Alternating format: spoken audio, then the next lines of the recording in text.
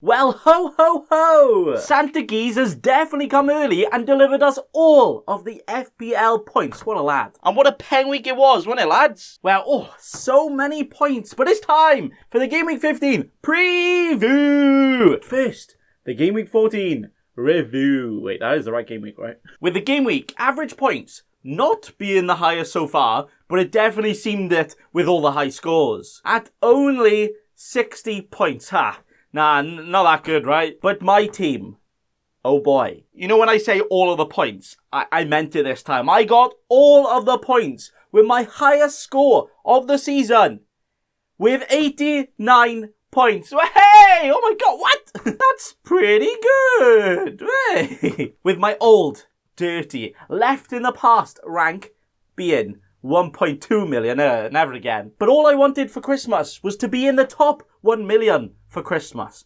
And my new, shiny, brand spanking rank is 900k, way! Yes, lads, ready to keep on climbing that mountain and ready to still finish first in the world. We can still do it, right? Yeah? But the games on my team finished like this. Where what an absolute roller coaster simulator it was for me this week, lads. Like, genuinely. Get ready for this, right? With Liverpool up first, where I decided this was finally the week to get Salah in after I've had Mane for the last couple of weeks. Which, by the way, was for a hit, remember? But then, only a couple of hours before kickoff, Salah rumoured to get benched. Oh no, disaster already. Which meant I also had to change my captain as well. Oh, I like it. Then the team news does come out. Salah is in fact benched. And then 30 minutes in, Mane gets a goal and an assist when he got me absolutely frick all in the 5 game weeks I've owned him. Oh, come on! What an absolute disaster! And I also woke up that day with my phone being broke, so it was literally one of the worst days of my life, lads. Like if you cry every time from that story. But I was feeling proper wibbly-wobbly from the night before, so I decided to just go back to sleep and, wake up all fresh. And turns out, I woke up in heaven. After I checked the scores, 7-0 Liverpool. What? And I click on Salah, and he's only gone and got 16 points. What? From getting 2 goals and an assist in only like 30 minutes. What an absolute beautiful, sexy man. Yes. And suddenly, I felt a bit better for ditching Mane that week, yeah? Southampton Man City, which finished 1-0 to the City, where I decided to bench McCarthy, as you know, I have De Bruyne, which, damn son, worked out perfectly. See, tactical mastermind I am, yeah? Arsenal lads, you might be in for a new manager. I'm pretty good, actually. Just get me in, yeah? Everton, Arsenal, where Ancelotti is continuing his little sing-song, his little dancing streak he's got going on, and winning all the games again. Where Calvert-Lewin keeps us winning, as he keeps on getting, like, all of the points. I think he's blanked in less games than any other player now. What a guy. I mean, that non-blank was only 4 points this week, but you know what? I will take 4 points every week. Yes, my man. Newcastle Fulham, where the only player I had was Jamal Lewis, but he decided to put his feet up, have the day off, stay at home and play Fortnite, and didn't play a single minute of the game. Which is a kind of a good thing anyway, because they ended up conceding and not keeping a clean sheet. And 1-1 it finished there. Pre-ordering a sneeze. Oh, hold it. Right, I got it. Brighton, Sheffield United. Where as if they weren't down enough. As if they weren't feeling sorry for themselves too much already. Where Sheffield United were so close to finally getting their first win of the season. And then the big boy Welbeck decides to ruin that. Now that is a new low, and all thoughts and prayers for Sheffield United, because it's not going well for you, is it, Blades? And like, 1-1 it was there. Spurs, Leicester, where, whoa, I did actually say I wouldn't be surprised if Leicester could get the win here. And boy, oh boy, did they do that. But something I also did do, which I also very much regret, was putting James Justin second on my bench behind Soufal, which I actually changed last minute because I was like, surely Son okay might score 1, right? And now Justin is just chilling on my bench with just the 8 points. So now my 89 points is terrible. Could have had 90 odd. Terrible week.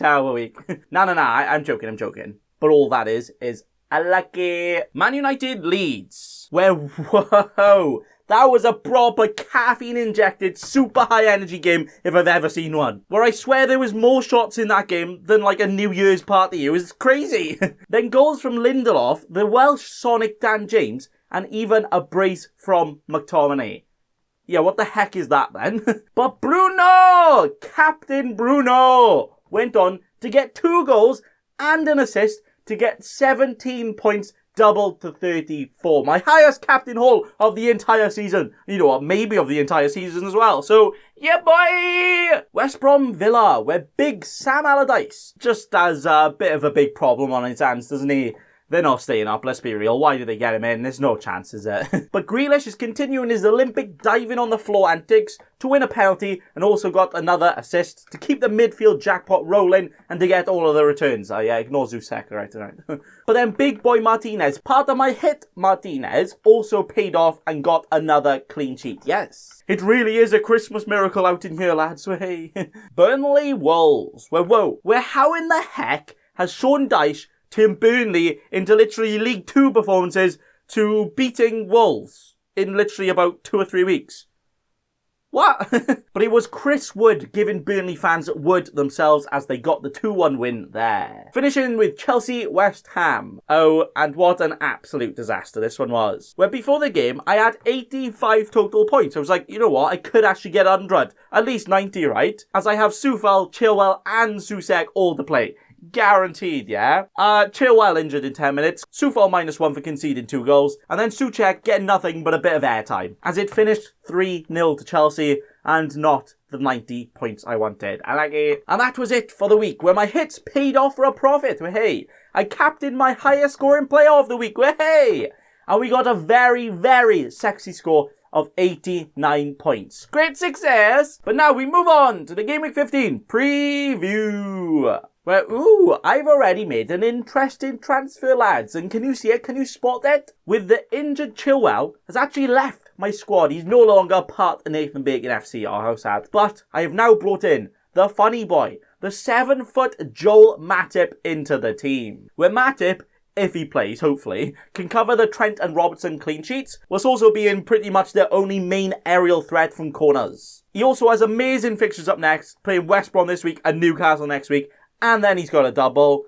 and he also keeps the balance in my team. Where I could have gone for a Robertson or Trent, but next week, I am finally gonna get in Son. I know, took my time, haven't I? But because I want to do that, I couldn't get Robertson in. But if you haven't already seen my blank Game Week 18, double Game Week 19 strategy guide video yet, where I discuss all of the best ever possible strategies, no matter what players or chips you have, which you definitely should check out, by the way, yeah, thanks. But from that, I think I have almost fully decided that I will free hit in Game Week 18 and bench boost in Game Week 19. But that will mean I need to get some more upgrades around the team and sprinkle some of my cash around, as I don't really fancy bench boosting with bloody Jamal Lewis and Brewster, who don't have a double either. That would not be very epic, would it? But I'm purposely not going full out for the double game week players, as I want a strong balanced squad for the future as well. But I also want to be a bit of a yoga boy big and a bit of flexibility in there, just in case anything else changes, just in case there's extra double game weeks. Because you never know, literally a couple of days before something could change and I might not want to do that at all. So I don't want to go full out, but I want to be ready for every possible scenario, okay? Because we are definitely going to get those 200 points. Easy, mate. But the team for this week is looking like this. And yeah, isn't that quite damn sexy, isn't it? Look at the players, look at those fixtures. Where we start this week with Leicester Man United, where it's actually second versus third. Wait, hang on, I swear both of these teams were like mid-table last week. What's going on there? But will it be the Rodgers man or the Ollie man getting the win here? Where hopefully it will definitely be the Bruno man on for a winner, as he's the only geezer I have in this game, and also he's like one of the most transferred in players, so big expectations from him now. But I think it will end 2-1 here to United. Villa Palace. It's either going to be a 7-0 Villa or a 0-0. Literally no other options there. Where I bloody well hope Jackal Grealish fully pulls out his magic just for one last time in this game before I probably will sell him for Son next week. So will Villa be the villains here and get the victory? Where I definitely think they're guaranteed for a clean sheet, so the big boy Martinez is fine. But I'm probably going to say like a 2-0 Villa. Maybe. In before Roy Hodgson subs himself on and ruins a clean sheet. Ah, come on. Fulham Southampton, where I don't have anyone in this game apart from McCarthy on my bench, which is actually my biggest headache of this week because I have Martinez versus Palace or McCarthy versus Fulham, where I'm really tempted to shove in the Alex man in goals, but I might give him the day off and have a little Christmas break off, you know, because It's quite hard to guess that one. Where I think it's going to be 2-1 to Southampton here. But I also might play McCarthy just as a bit of security, just in case Palace really do turn it on. Which, in fact, wouldn't turn me on, so please don't do that. Arsenal, Chelsea. Ooh, Arsenal doing pretty damn bad. But could this derby be the time that this all changes? Where now, without Chilwell, I won't have a single player in this game, so I actually don't care how it goes really. But it would be quite funny if Arsenal go and win, wouldn't it? It just would. But 2-1 to Chelsea is my prediction, yeah. Yeah. Man City, Newcastle. Oh dear, I honestly reckon we're going to see a very big boy spanking here. With Man City showing everyone that they can still, in fact, score all of the goals, and I generally think it could be like a 6-7-0, I'm not even lying. Where I could see the Kevin De Bruyne get a lot of points here, and maybe, just maybe, captain material. We'll get to that. Sheffield United, Everton. I bet you now, right now, with Everton in really good form, will actually end up being the one time Sheffield United just get a win, because apparently that's how this league works really, isn't it? The least unpredictable thing happens, okay? But whatever way it goes, Calvert-Lewin will definitely be in there to get all the points again, because he's just the best ever FPL player to ever exist, isn't he? 3-1 to Everton there. Leeds, Burnley. The all-out attack, no defence, versus the all-out defence, no attack. How does that end then? I actually have no clue what's going to happen. Like, is it going to be like a 1-0 Burnley? Is it going to be like a 5-0 Leeds? I don't know. But even if Burnley win 10-0, Bielsa's still best ever manager, yeah? That's how it works, right? But I'm going to go for 2-1 to Leeds. I think that's reasonable, right? I don't know. West Ham, Brighton. Two teams not quite in the best of form, but still play good football. But unfortunately, possession and passes don't win football games. Just ask Mourinho, he doesn't do that. But I'll have a Soufal and a Soucek in this game. So this will definitely be a good time for West Ham to give us a bounce back with a 2-0 win to the Hammers here. We're next, the real hammering with Liverpool West Brom. Oh boy! Now, could we actually see like a 10-0 year? I'm not even joking. Or will we see a big Sam masterclass? No, we won't. Where, yeah, West Brom sit back. But if you didn't know, Liverpool are one of the best teams in the world at breaking down teams that just sit back. Especially with Trent and Robertson. They have all the options. Where in this game, I will have a Mo Salah for more points. And hopefully Matip if all is well. Seems when I just brought him in and he's injured. So, just the 5-0 I'll set it here for Captain Mo. Maybe. We'll get to that. Then finishing the week with Wolves Spursy. I'm actually not too sure how this one's going to go, lads. Maybe a 0-0. Maybe a goal will in fact be scored. Yeah, you guessed it. They're playing a game of football. But I don't have anyone in this game. And I'm thinking it's going to be a quite close draw. 1-1, 0-0 kind of vibe, you know? And that is the team. So the Captain Dino decision for me is either a Mo Salah or a Kevin De Bruyne. But with the form of Liverpool, with the form of Mo Salah, I think it has to be him against West Brom, you know, pretty much the worst team in the league. But then a De Bruyne against Newcastle. Oh, well, he is definitely going to be my vice-captain at least, and hopefully take my advice in getting them all the goals against Newcastle. So again, the transfer for this week was bringing the big boy Matip in, and then hopefully I can bring in Son next week. And then after getting a couple more fellas in, we are ready to bench boost in Game Week 19 and score 200 points. Easy. But before we end, it's match attacks time. Or actually, maybe for the last time. Oh no. Oh, hang on. With the very first player being a Liverpool forward, it's going to be Origi. Firmino! Sorry, no luck Firmino. Firmino! Sorry, no luck Firmino. And then we have, Ter Stegen. Very nice. Oh, and a man of the match. Icardi. Now lads, because this might be the last time, I'm going to open one more pack, alright? Or Barcelona midfielder. I don't think that's going to be like Messi like we got the other day. Sergio Roberto in the bin, lad. I like it. Buy-in defender Alaba. Ooh. Oh, a PSG forward. Oh, wait. I think this is a shiny card as well. I'm going to put it to the camera without looking, alright? Is it focused? And it is.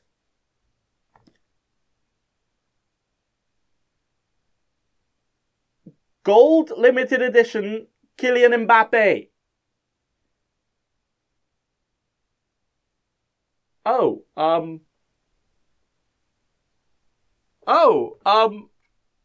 That's pretty good. Oh, fair enough. There we are then. Anyway, thanks for watching. Merry Christmas. And remember... Don't be a cheeky scrub. Subscribe to Nathan Bacon right now.